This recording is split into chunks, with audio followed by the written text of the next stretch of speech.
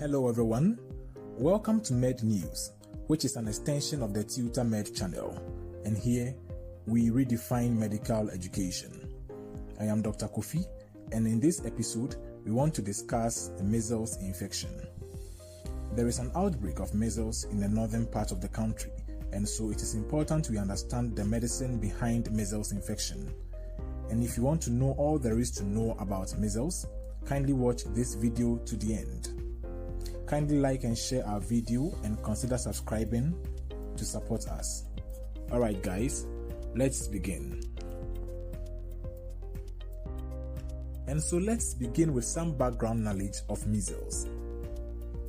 Measles is one of the world's most contagious diseases.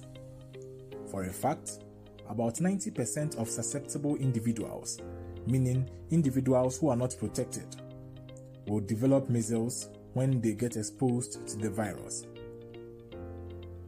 Measles is an ancient disease, and it was first described by the Persian physician and scholar Muhammad Abubakar Razi in the 9th century. He is known to the Europeans as Rhazes. Now he named the disease Hasba, which meant eruptions, based on the characteristic skin rashes or eruptions those with the disease had.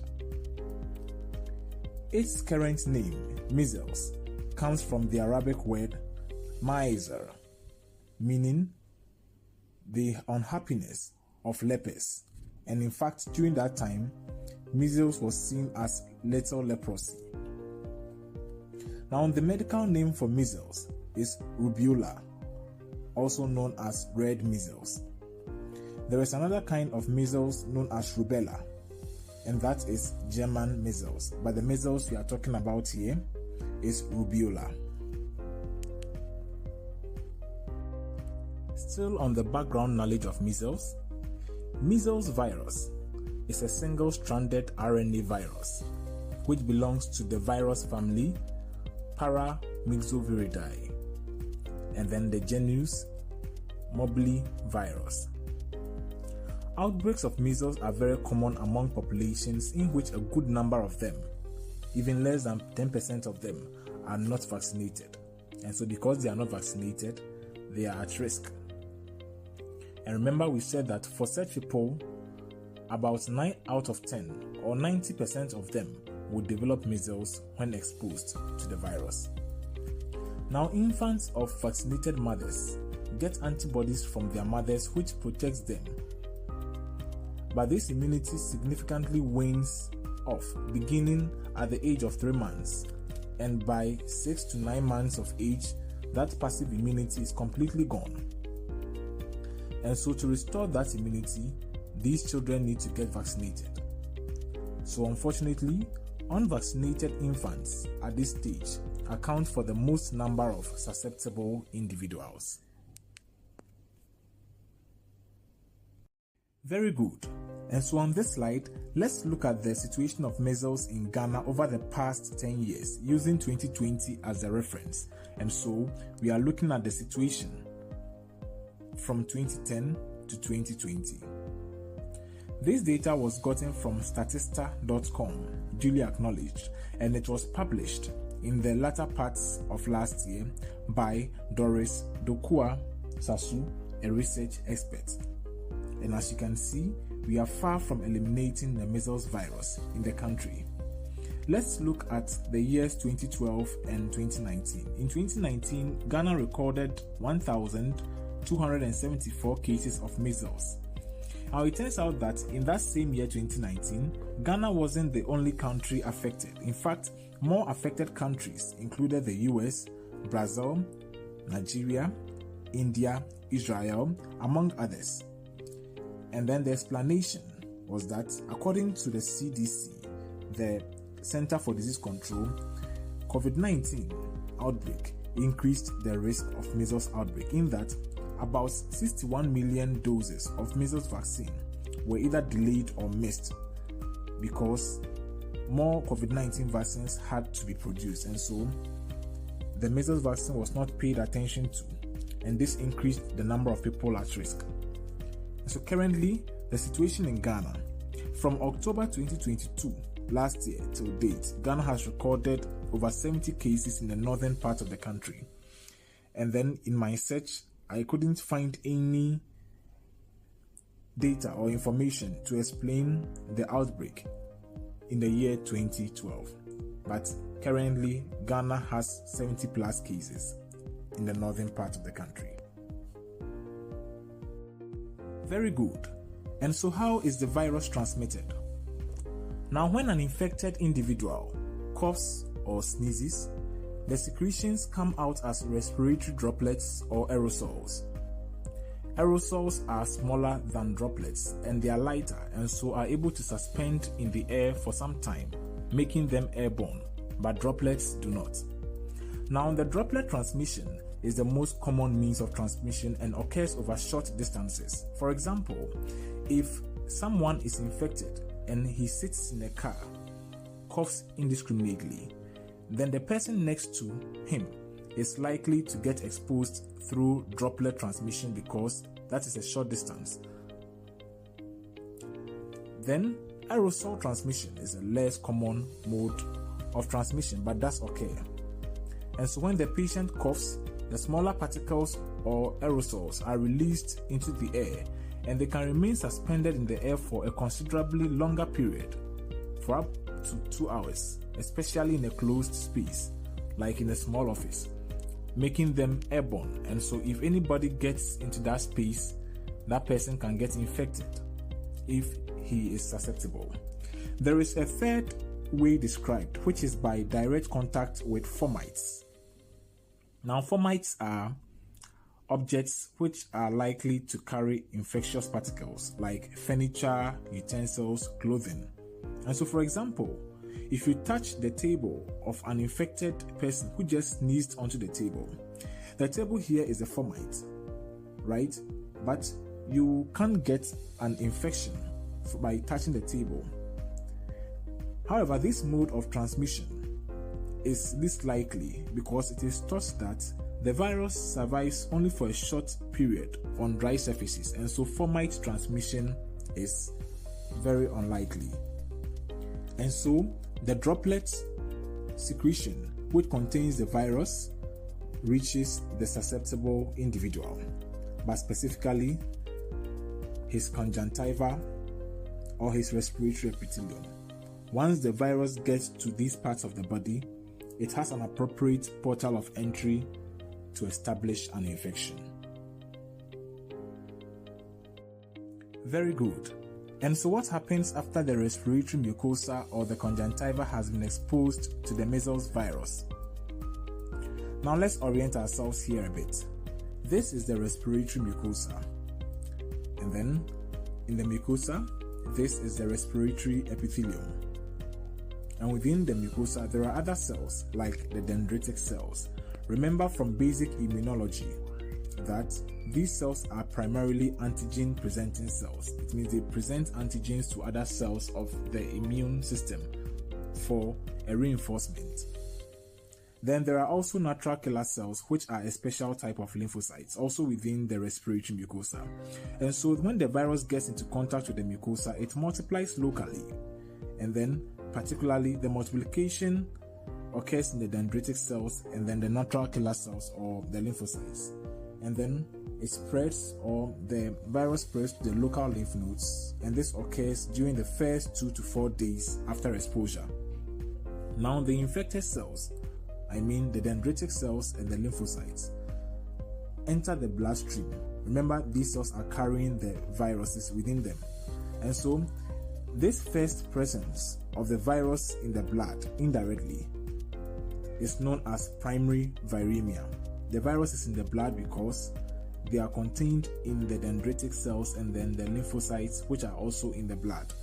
Remember, this is called primary viremia, the first time the virus gets into the blood. Viremia means virus in the blood. Now, primary viremia, remember, this is the first time the viruses are present in the blood, and then they are not present freely. They are within the dendritic cells and then the natural killer cells. And so primary viremia disseminates the virus throughout the reticuloendothelial system. Now, what is the reticuloendothelial system? This system is primarily made up of phagocytes or phagocytic cells dispersed throughout the body. There are some in there, so they are principally macrophages. There are macrophages in the liver, macrophages in the lungs, macrophages in the spleen, etc. And so when the viruses get to the reticuloendothelial system, they replicate in the cells of the reticuloendothelial system, which I mentioned earlier on, are principally macrophages. And when they replicate, they produce thousands of themselves, and then there is a spillover of the virus into the blood again. And so the second time the virus enters the blood is called secondary viremia. And after secondary viremia, these viruses spread to various organs of the body, spreads to the brain, spreads to the GI system, etc. And this secondary viremia and subsequent spread occurs by day 5 to 7 after exposure to the virus. And so when the viruses get to the target organs of the body, they replicate more. Now, the replication of the virus in target organs, together with the immune responses the host will mount against them, accounts for the signs and symptoms we see in measles. And once signs and symptoms appear, it marks the end of the incubation period for measles. And so what is the incubation period? Incubation period of a disease is the period between when the individual was exposed to the infectious agent and when he developed the first sign or symptom of the disease. And so for measles, different literature gave various periods. However, most agree that it is about 10 to 14 days. Harrison's Principles of Internal Medicine puts it this way, that the incubation period for fever as a symptom is about 10 days. It means that right from the time the patient got exposed to when he will develop fever is 10 days. And for rash, it is about 14 days.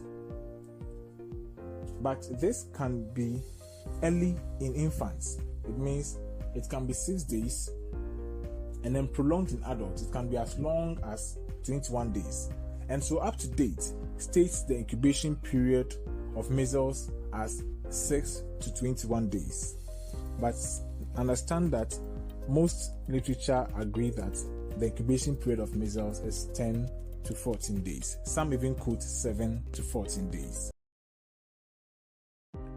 Now we've seen how the measles virus behaves in the body right from when the individual gets exposed to when it causes symptoms. Now, what is the body's immune response to the measles virus? Let's simplify this using this diagram I got from Harrison's Principles of Internal Medicine. Now, please remember from basic immunology that the immune response we mount against any disease has two parts: the innate immune response and then the adaptive immune response. The innate immune response begins, and after some time, the adaptive immune response takes over. So for measles, the innate response begins with processes such as activation of the natural killer cells in the respiratory mucosa. Then there is production of some antiviral proteins against the virus itself, but they are not antibodies. Please observe from this diagram that the innate response lasts for about 8 to 9 days, as shown. Then the adaptive response takes over, which primarily is made up of T cell and then B cell activation. And you are aware we have two types of T cells, right? CD4 positive T cells and CD8 positive T cells. And then you know that when B cells are activated, they produce antibodies specific to fight the infection.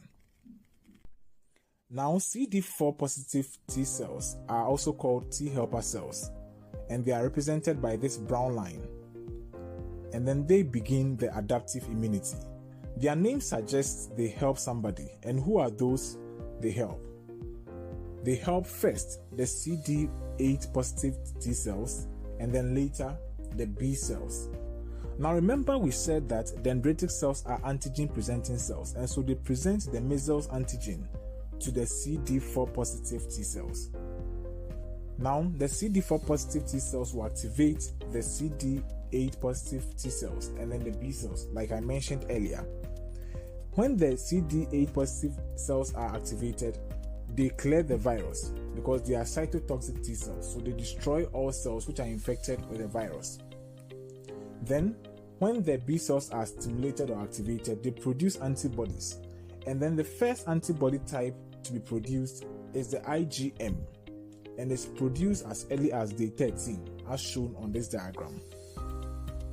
Then about day 17 or so, IgG is also produced, and it starts rising. So in summary, for measles, natural killer cells are activated in the innate immune system, and then dendritic cells send the measles antigen to CD4 positive T cells, which first activates the CD8 cells to clear the virus, and then later the B cells to produce antibodies which will provide memory or immune memory. But there is one thing the measles virus itself does, which is to suppress the immune system significantly. And we will look at this briefly later. Very good. And so please do not forget to support us by liking and sharing our video and then subscribing to our channel. Now the individual has an established infection. What are the stages he or she will go through? In other words, what are the stages of measles infection? The first stage is incubation period. And so like I said, the individual gets exposed and it takes some time before the first or initial symptoms appear. And then that period of quietness is known as the incubation period. And for measles, it varies from 7 to 14 days or from 10 to 14 days. And as I said, some people even leave it at 6 to 21 days. Then after the incubation period, we have the prodromal stage. The word prodromal, pro means first, and then dromal means symptoms. So the first symptom stage. So the first symptoms to appear, we have fever. The patient may have malaise, which is feeling of unwellness, and the patient may have anorexia. And these three symptoms will be followed by the 3 C's. We will look at the 3 C's later. Then still within the prodromal stage, there may be eruptions or rashes. Now eruptions generally can be outside or inside, but the eruptions which occur in the prodromal stage are internal eruptions, and so they are known as enanthems. Anthem means an eruption, and it comes from the word endo, and so enanthems. Now these internal eruptions typically occur inside the buccal mucosa, and they are called Koplik spots.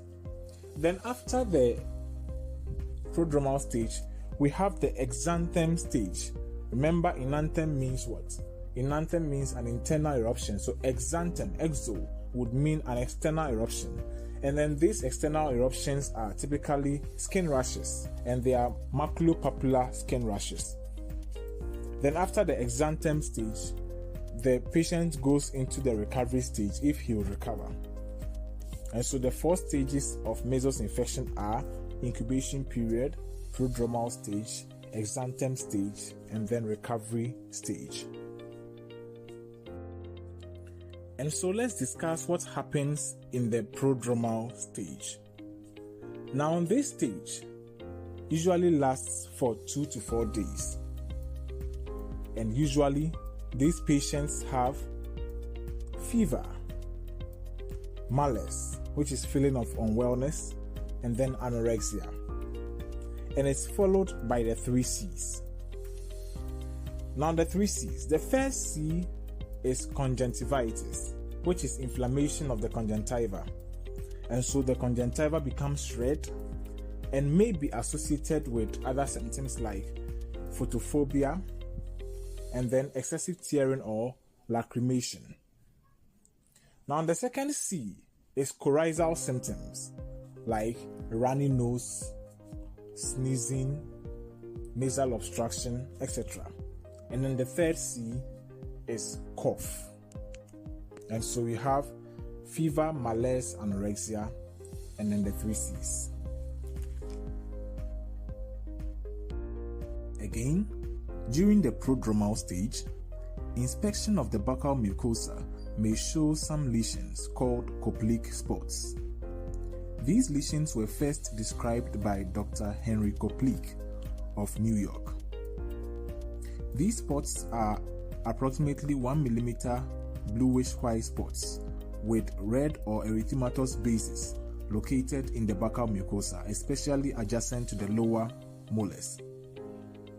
When you see Koplik spots in a patient, it increases the positive predictive value or the diagnostic prediction of measles from 50% to 80%. What this means is that when you see Koplik spots in a patient, it makes the diagnosis of measles clinically very likely. But we should note that these spots are not always present in all cases of measles, but once you see them in a patient, it raises the diagnostic prediction of measles. And sometimes, apart from Koplik spots, we can have Forchheimer spots also in patients with measles. These are tiny, discrete red lesions located on the soft palate, as shown. Forchheimer spots typically are found in scarlet fever, but in a few patients with measles, one can find Forchheimer spots. And so Koplik spots and sometimes Forchheimer spots.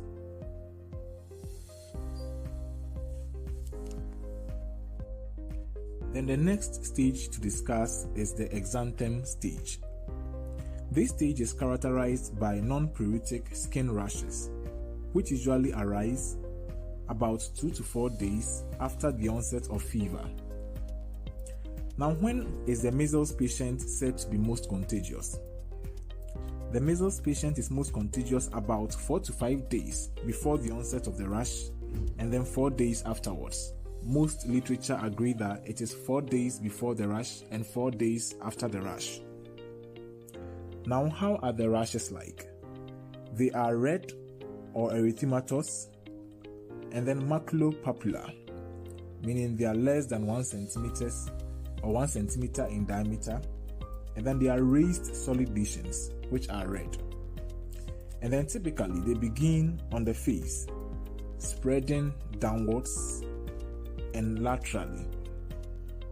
A term used for them is they spread cephalocaudally, it means from the head downwards, and then centrifugally, it means they spread laterally. And then they tend to involve other parts of the body by the end of the second day. So they begin on the face, day 1, then they spread downwards and laterally by the end of the second day. Now, the French term for white, the color white, is blanche. Another characteristic feature of the measles rash is that during the early stages, the rashes blanch. What this means is that the reddish rash turns white when pressure is applied on it, but at the latter stages, they do not blanch. Now, the appearance of the rash on the patient signifies the host's immune response to the replicating virus. What does this mean then? This means that individuals with impaired cellular immunity, like people with HIV and AIDS, may not have the rash, because like we said, the rash signifies the host's immune response to the virus, which is typically cellular immunity. And so if you don't have a good cellular immune response, you would not develop the rash, explaining why HIV and AIDS patients may not develop the rash of measles. Then the rash fades slowly in the same order they appeared. So since they begin on the face, the facial rash will begin to fade first, and the fading happens on the 3rd or 4th day after the onset of the rash. And so after the exanthem stage, the next stage is the recovery or convalescent stage. Now, the cough which started in the prodromal phase may persist for 1 to 2 weeks after the measles has resolved. And more importantly, the occurrence of fever beyond the 3rd or 4th day after a rash suggests a measles-associated complication which needs to be investigated. And so what this means is that usually the fever should resolve by day 3 or 4 after the rash. If it is still persistent beyond that stage, then we need to investigate for an infection which is from a measles complication like pneumonia. Very good. And so how do we make a diagnosis of measles? Now, the approach to diagnosis differs depending on the regional prevalence of measles, whether it is a region with a high prevalence or a low prevalence. And so in high prevalence regions, like our part of the world, Ghana, we take samples, blood samples, for serology. And so serology for measles-specific IgM antibodies. We want to test for measles IgM antibodies. However, care must be taken when interpreting these results because IgM may not be detectable if the sample was taken too early or too late. For example, IgM may not be detectable until 4 to 5 days or more after the rash. It means that if you take the sample maybe a day after the rash, you may not find IgM antibodies in the blood and you might misdiagnose measles and say that it is not present. But if you probably had taken it 6 days after the rash, you may find IgM antibodies. And again, IgM antibodies may be undetectable within 4 to 8 weeks after the rash onset. It means this sample was taken very, very late. And so the presence of IgM antibodies indicates measles infection. And so how is approached diagnosis for low prevalence regions like the developed countries including US? Here, typically 3 samples are taken. 1, we take serum for serology for measles-specific IgM like we do in the high prevalence areas. And then we can take throat or nasopharyngeal swab for viral culture. And then we can take urine samples for viral culture. Now, sometimes there is a diagnostic challenge. There is a diagnostic uncertainty. In such instances, we take serum at 2 different times and examine them. And so we examine 2 sera. Sera is actually the plural of serum. And so what we do is that we take the first sample in the acute stage, and then this is taken within 7 days after the onset of the rash. And then the second sample, we take it during the convalescent stage or recovery stage, which is 7 to 10 days after collecting the first sample in the acute stage. What are we looking for? We are looking for measles-specific IgG antibodies.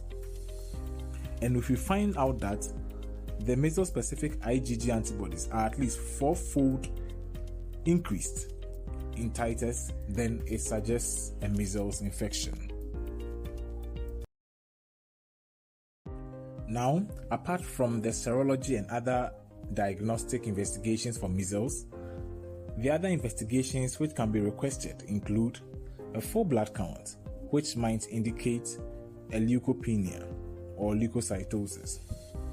Then we can do a plain chest radiograph, as we will learn that pneumonia is one of the most common complications of measles.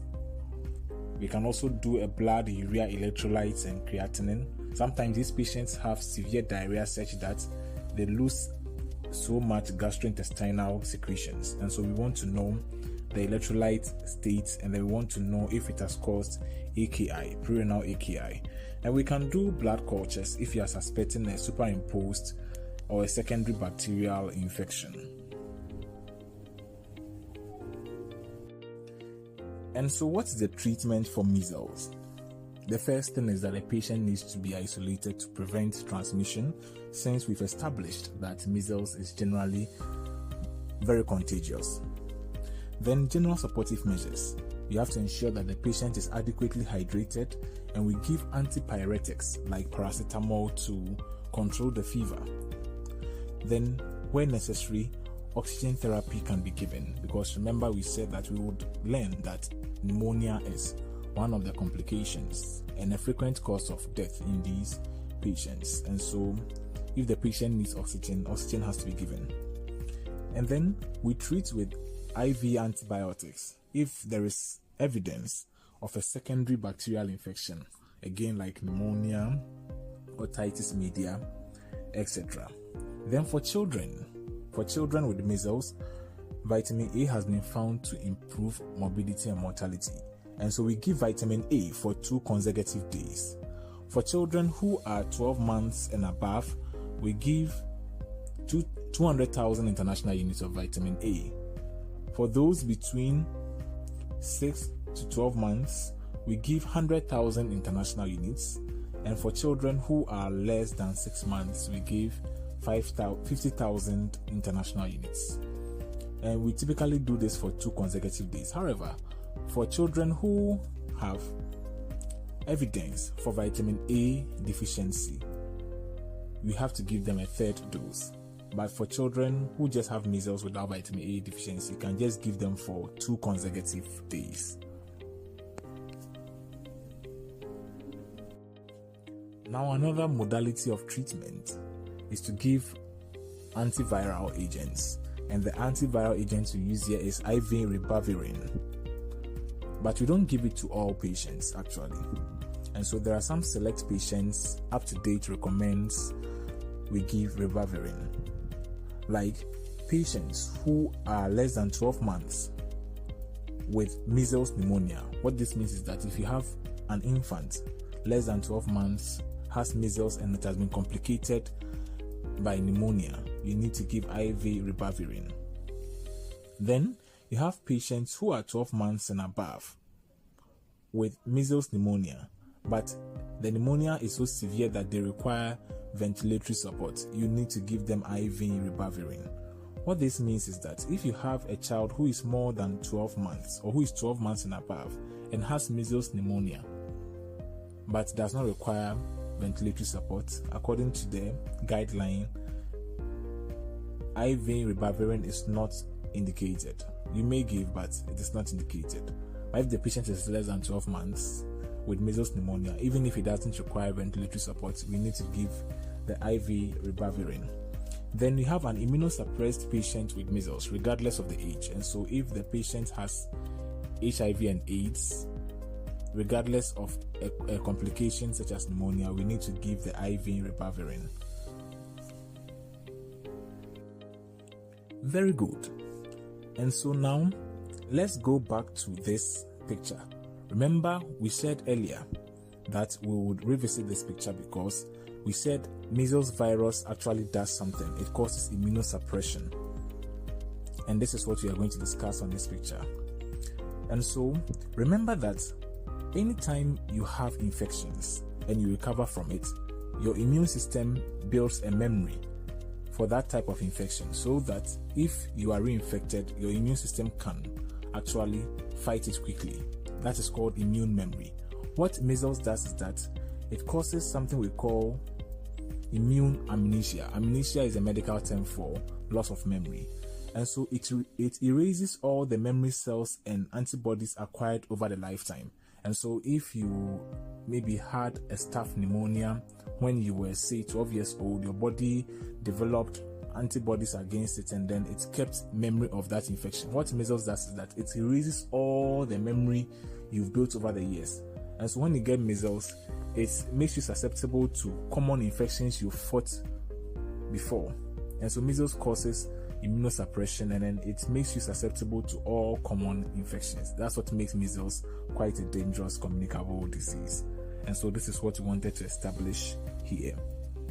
The fact that measles causes immune amnesia, erasing all memory cells and antibodies you've acquired over time because your body fought against some infection in the past.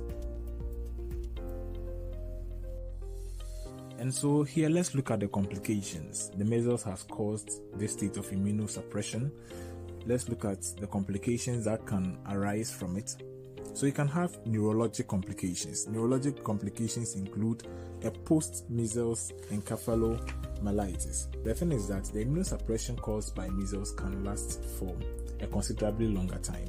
And so even after the patient has survived the measles, he may have neurologic complications like the post-measles encephalomyelitis. So you have inflammation of the brain and then the spinal cord after the measles infection. Then we have measles inclusion body encephalitis. Then you have a subacute sclerosing panencephalitis. All these are neurologic complications of measles. Then the most common complication, like I mentioned, is pneumonia. So the patient has a secondary bacterial infection of the lung parenchyma. Then in the immunocompromised, the kind of pneumonia that is very common in them is a giant cell pneumonia. These patients can also have severe diarrhea, and like pneumonia, it is a very significant cause of mortality in these patients. Then, because of the state of immunosuppression that the measles causes, even after recovery, if you have latent TB, because of the state of immunosuppression, the measles can cause a reactivation of the TB. And so we should take note of these few complications of measles. Now, how do you prevent measles? Primarily, the prevention, measles is a vaccine preventable disease. Primarily, we prevent measles by getting our vaccination. Measles is prevented primarily by vaccination, and then we would have ample time to talk about vaccination in another lecture. Then, sometimes when you are exposed to measles, what can you do? You can get post-exposure prophylaxis. You've exposed you've exposed yourself to a patient with measles. So prevention in susceptible contacts is possible by giving the vaccine, the measles vaccine, within 3 days of exposure. Then, in cases when the vaccine should be deferred because the individual is probably reactive to the vaccine or the individual has a very bad cellular immunity, then it can give IM immunoglobulin 0.5 ml per kg. Should be given immediately, but it should be within 6 days.